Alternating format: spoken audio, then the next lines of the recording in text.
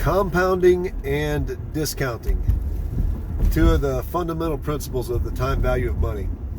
In order to understand compounding, it's probably best just to think of it very simply as being getting paid interest on your interest.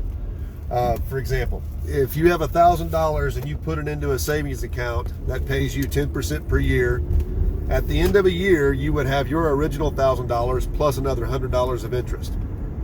You'd have a choice at that time of pulling the $100 of interest out and going shopping, or leaving the $1,000 in the bank along with the $100, and then for the second year, you would have had $1,100 in the account to start with, and then you would have been paid interest on the $1,100, or you would have been paid $110 of interest.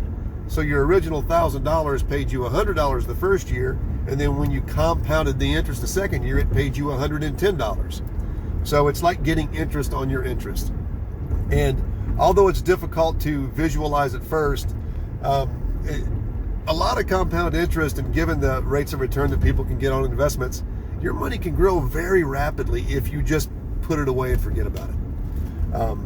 Second, discounting. The easy way to think about discounting is, if I were to give you $10,000 a year from now, would you give me $10,000 today? Meaning, would that be a fair trade? Most of you would say no, because the chances of getting that $10,000 a year from now, it's not 100%. Many things can happen. I may not be here to pay it. You could have done something else with whatever money you have today that would have grown it to larger than $10,000 a year from now.